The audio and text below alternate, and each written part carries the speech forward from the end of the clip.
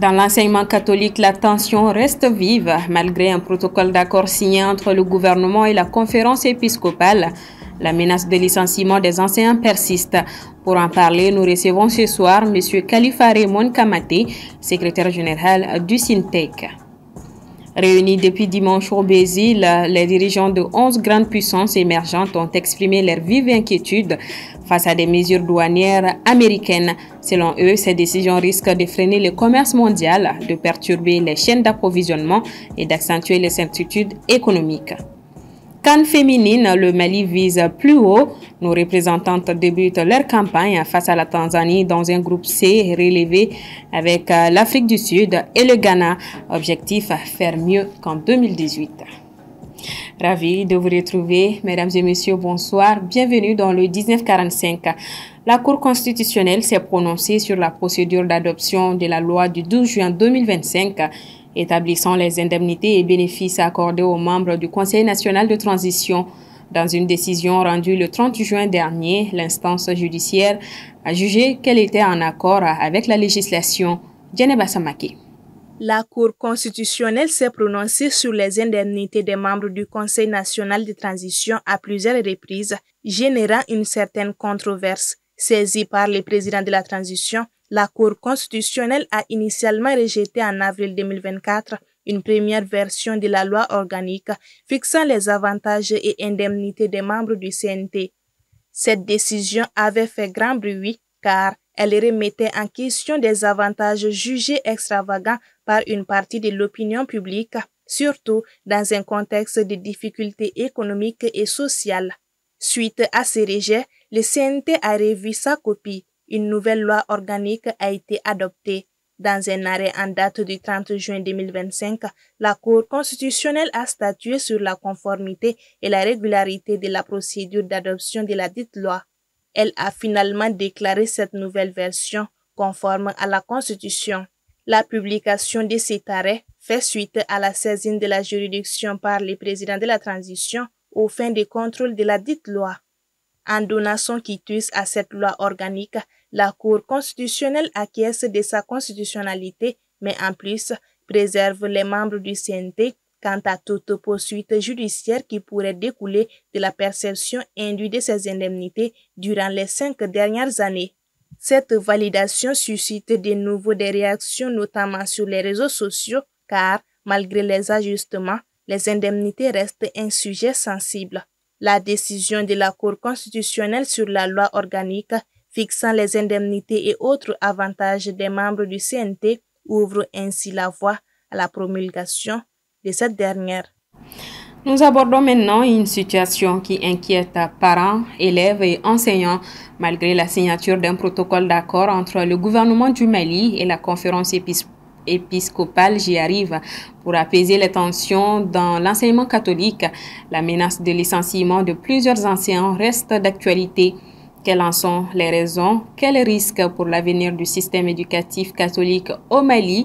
Pour en parler, nous recevons sur ce plateau M. Khalifa Raymond Kamaté, secrétaire général du SYNTEC. Le SYNTEC, c'est le syndicat national des travailleurs de l'enseignement privé catholique. Bonsoir à vous et bienvenue sur notre plateau. Bonsoir. Alors, je le disais tout à l'heure, un protocole d'accord a été signé entre le gouvernement et la conférence épiscopale. Pourtant, la menace de licenciement plane toujours. Qu'est-ce qui n'a pas marché jusque-là? Bon, merci de me donner la parole. Voilà, par rapport à la situation que vivent les enseignants de l'enseignement privé catholique, donc nous sommes sous la menace d'un licenciement collectif. Et voilà, nous avons essayé de nous préparer par rapport à cette situation en réagissant par un courrier que nous avons adressé à la Direction nationale du travail. Alors, quelles sont les principales revendications à ce stade? Les revendications à ce stade, c'est que d'abord, nous ne sommes pas d'accord avec la méthode avec laquelle le préavis de licenciement nous est adressé. Nous n'avons pas été entendus suffisamment et nous n'avons pas eu du moins l'occasion vraiment d'exprimer à hauteur de souhait c'est-à-dire nos préoccupations, nos propositions par rapport à cette situation qui nous a été imposée. Et ce que nous souhaitons le plus aujourd'hui, c'est surtout vraiment que l'État voit dans quelle mesure vraiment il peut s'impliquer dans la résolution, dans la recherche d'une solution à cette menace qui pèse sur les enseignants et leurs familles, qui risquent de se retrouver d'un moment à l'autre dans la précarité de façon brutale. Et qu'est-ce que vous avez entrepris comme action?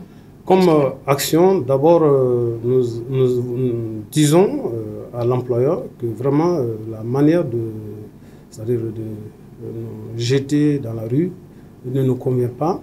Et maintenant, nous souhaitons vraiment que nos collègues enseignants et également les plus hautes autorités de ce pays, que tout le monde s'implique pour que vraiment les uns et les autres ne se retrouvent pas dans la rue, dans la précarité totale, de façon brutale. On n'y est pas du tout préparé. Et vraiment, c'est pour ça que nous passons par les masses médias, nous passons par vraiment tous ceux-là qui peuvent nous entendre, la population malienne et toutes les autorités qui peuvent vraiment nous donner un coup de pouce pour pouvoir trouver les meilleures solutions possibles à cette situation. Donc, nous essayons de nous adresser à eux. Et c'est ainsi que vraiment nous vous remercions de nous avoir accordé cet entretien sur votre plateau. Et cela va nous permettre, bien entendu, de nous faire entendre par les autorités et par nos frères et sœurs maliens. Il s'agirait de combien d'enseignants? Nous sommes approximativement 1613 enseignants répartis sur 138 établissements. Alors, c'est l'avenir de plusieurs jeunes qui sont en jeu. Quelles sont les conséquences, selon vous, pour les élèves? Les conséquences, selon moi, c'est plusieurs familles qui vont être disloquées. C'est des enfants qui vont non seulement se retrouver dans la rue, ils vont se retrouver dans la paupérisation totale, et de même que leur famille. Et vraiment, l'impact social va être énorme parce que tous ceux-là qui sont les proches aux anciens et les enfants à ces anciens, ils seront vraiment marqués à vie par cette situation, de voir leur famille abandonnée de tous, au vu au su de tous. Personne ne réagit, les gens ne s'y intéressent pas, comme si rien n'est fait. Des gens qui ont consacré toute leur vie à l'éducation, à la formation, pour qui sait ce que représente l'enseignement catholique, c'est le pilier silencieux de l'éducation malienne. Donc, ce sont des anciens qui ne méritent vraiment pas cette situation. Ils se sont donnés corps et âme. Et après 20 ans, 30 ans de service, et sans préparation, on vous dit merci et puis c'est fini. Et pour recruter d'autres personnes. Parce que c'est tout le monde qui va être renvoyé. Et brusquement, bizarrement, en l'espace d'un mois, on recrute de nouveaux enseignants. Puisque l'enseignement catholique ne va pas rester fermé. Voilà, et c'est ce que nous dénonçons d'ailleurs. Parce que... Est-ce que vous avez eu l'opportunité de participer aux négociations auprès de la conférence? Malheureusement pas, et nous sommes vraiment concernés à plus d'un titre par cette situation parce que nous, c'est nos vies qui sont exposées comme ça. Et la conférence épiscopale, aussi bien que l'État, personne ne nous a invités à la table.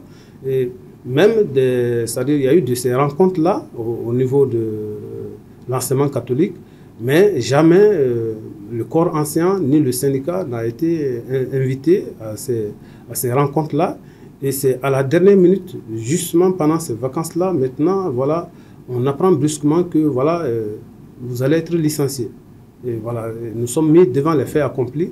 Donc moi, je pense que vraiment les enseignants de l'enseignement privé catholique ne méritent pas cette situation. Et l'État devrait quand même, compte tenu du fait que l'État lui-même paye nos salaires à hauteur de 80%, c'est comme si pendant près d'un demi-siècle, l'État a pris en charge nos salaires à hauteur de 80%. Et le même État, voilà, du jour au lendemain, il se débarrasse de nous comme ça. Vraiment, nous trouvons que la situation c'est quelque part regrettable. Oui. Alors, un dernier message à l'endroit des autorités et même de la conférence épiscopale. À l'endroit de la conférence épiscopale, nous souhaiterions que vraiment, s'il n'y a pas autre solution que de nous licencier, Donc nous souhaiterions quand même qu'ils nous mettent dans nos droits et nous regrettons de dire que la manière n'a pas été la bonne. Après tant d'années de loyaux services, nous remercier de façon brusque sans accompagnement. Donc quelque part nous trouvons cela regrettable. En ce qui concerne nos plus hautes autorités, nous trouvons, certes, nous ne savons pas qu'est-ce qui les amène à rompre leurs relations avec l'enseignement catholique.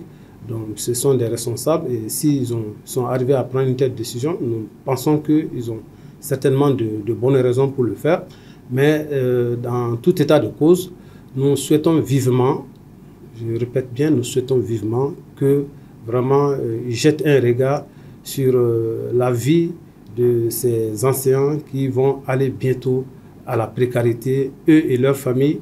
Et c'est l'avenir de tous ces enfants et des élèves même qu'ils auront encadrés qui vont être sérieusement impactés par ce ressentiment-là. Parce que quand ils vont voir ce qui est arrivé à ces 1613 enseignants, donc ça ne donnera pas envie à la génération future de vouloir embrasser la carrière d'enseignant. Parce qu'ils vont se mettre en tête que du jour au lendemain, ils peuvent se retrouver dans la rue, comme ça a été le cas de ces anciens-là. Et je pense qu'à ce titre, nous invitons, nous souhaitons que vraiment les plus hautes autorités de ce pays s'impliquent sérieusement dans la recherche d'une solution heureuse à cette situation qui, je trouve, très très malheureuse. Le message est très clair. Merci à vous, M. Kamaté, d'être passé sur ce plateau. C'est moi qui vous remercie pour nous avoir donné l'occasion de nous exprimer sur votre plateau. Alors, nous suivrons de près cette situation qui préoccupe toute la communauté éducative. Ce journal se poursuit après plusieurs semaines de suspension de leur mot d'ordre de grève. Les enseignants-chercheurs de l'enseignement supérieur reviennent à la charge et sont déterminés à obtenir gain de cause. Ce lundi 7 juillet, ils ont mis en exécution leur mot d'ordre de grève de 5 jours allant jusqu'au samedi 12 juillet, automatiquement renouvelable si les revendications ne sont pas satisfaites. Dans une déclaration ce dimanche 6 juillet, le secrétaire général Alou Diarra appelle les militants à rester vigilants et déterminés, insistant sur l'importance de la mobilisation pour obtenir satisfaction sur l'ensemble des points soulevés dans le préavis de grève déposé le 18 juin dernier. Les enseignants revendiquent leurs primes de recherche et le paiement intégral de des heures supplémentaires et des tâches liées aux examens. Depuis dimanche, je l'annonçais au sommaire, les dirigeants des 11 grandes puissances émergentes sont réunis au Brésil pour 2 jours à l'occasion du sommet des BRICS. Dans une déclaration commune, ils ont exprimé leur vive inquiétude face à certaines mesures douanières américaines qui, selon eux, risquent de freiner le commerce mondial, de perturber les chaînes d'approvisionnement et d'accentuer l'incertitude économique. Soin la Fanny. Les dirigeants des BRICS réunis dimanche lors d'un sommet ont pris pour cible les tarifs douaniers incriminés imposés par le président américain Donald Trump sur les importations et les récentes frappes israélo-américaines contre l'Iran. Les 11 pays émergents, dont le Brésil, la Russie, l'Inde, la Chine et l'Afrique du Sud, représentent environ la moitié de la population mondiale et 40% de la production économique mondiale. Conçu il y a des décennies comme un forum pour les économies à croissance rapide, les BRICS sont désormais considérés comme un contrepoids à la puissance américaine et occidentale d'Europe sous l'impulsion de la Chine. Le bloc est divisé sur de nombreux points, mais a trouvé une cause commune lorsqu'il s'agit du dirigeant américain instable et de ses guerres tarifaires intermittentes, même s'il a évité de le nommer directement. Exprimant de sérieuses inquiétudes quant à la montée des mesures tarifaires unilatérales, les membres du BRICS ont déclaré que les tarifs risquaient de nuire à l'économie mondiale selon une déclaration conjointe du sommet. Avertissant ainsi que la résurgence du protectionnisme crée une asymétrie insoutenable pour les pays en développement, Lula a appelé à restaurer la confiance dans l'Organisation mondiale du commerce en garantissant un juste équilibre entre obligations et droits. Trump a riposté directement au bloc sur les réseaux sociaux dimanche soir. Il dit, je cite, « Tout pays s'alignant sur les politiques anti-américaines des BRICS se verra imposer un tarif supplémentaire de 10%. Il n'y aura aucune exception à cette politique. » Fin de citation. Dans leur déclaration conjointe, les BRICS ont également réclamé un cessez-le-feu immédiat et le retrait complet d'Israël de la bande de Gaza. Aussi, ils ont condamné les attaques militaires contre l'Iran, dénonçant une violation du droit international, tout en souhaitant l'instauration de la paix en Ukraine. Econ City, on n'en parle plus. Le gouvernement sénégalais a annoncé l'abandon du projet de la ville high-tech porté par le rappeur sénégalais après que le projet soit resté à l'étape des intentions 5 ans plus tard pour manque de financement. Aminata Keïta. C'est en 2020, sous Macky Sall, que le projet Icon City, porté par l'artiste américano-sénégalais Akon, de son vrai nom Alioune Badara Thiam, a été annoncé en fierté nationale. Initialement, le projet devait arriver à terme en 2023. Cette date a été repoussée à 2025. Mais au bout de 5 ans, aucun avancement et silence total autour du projet. L'État sénégalais a ainsi décidé à l'issue d'un accord à l'amiable entre Akon et la Société d'aménagement et de promotion des côtes et zones touristiques du Sénégal, SAPCO, de reprendre le projet. Bon, les failles du projet, c'est lié simplement au financement. L'artiste n'a pas respecté les clauses du contrat. Le ressenti, c'est surtout du côté des jeunes. Les jeunes avaient beaucoup confiance par rapport donc à l'emploi. Vous savez qu'au Sénégal, il y a vraiment un problème d'emploi des jeunes. Ce projet de Akon permettrait aux jeunes d'avoir beaucoup d'emplois. D'ailleurs, on avait même construit un centre socioculturel. Donc, le premier supporter de Akon dans ce projet, c'était vraiment les jeunes de Mbodjine. Il faut dire que ce projet n'avait pas l'assentiment des personnes du troisième âge qui pensaient que ça aurait créé une certaine débauche. Econ City devait être une ville futuriste de style Wakanda, entièrement alimentée par des énergies renouvelables et fonctionnant à la crypto-monnaie Aquen, dans la ville de Mbodiène, à une centaine de kilomètres au sud de Dakar. Il devait pousser des universités numériques, des routes intelligentes, des hôpitaux dernier cri, des gratte-ciel incurvés, des hôtels de luxe, des zones résidentielles pour un coût total de 6 milliards de dollars sur 800 hectares. À l'entame, 55 hectares avaient été alloués à Akon. 5 ans plus tard, le constat est que sur les 55 hectares annoncés, seul un bâtiment d'accueil inachevé sort de terre. Aucune route, aucune centrale solaire, aucun logement. Puis, en juillet 2024, faute d'avancement notable sur le terrain, l'État sénégalais a retiré 50 hectares. Seuls 5 hectares acquis par Akon en titre foncier restent dans son portefeuille. Désormais, Econ City laisse place à un nouveau projet immobilier dans l'optique des Jeux Olympiques de la jeunesse de 2026 que le pays doit abriter, jugé plus réaliste, mieux structuré et tourné vers les besoins locaux. Le projet sera réalisé par la Société d'aménagement et de promotion des côtes et zones touristiques du Sénégal. L'artiste n'a pas du tout réagi publiquement à la nouvelle. Sport à présent, la CAN féminine a débuté samedi. Dans le groupe C, le Mali affronte la Tanzanie aux côtés de l'Afrique du Sud et du Ghana. Cette année, l'objectif est très clair, faire mieux qu'en 2018. Pour plusieurs spécialistes, les Aiglons ont toutes les chances d'y parvenir. Assetoumani Koulibaly nous en dit plus. 8 fois sur 13 éditions, c'est le nombre de participations du Mali pour la CAN féminine.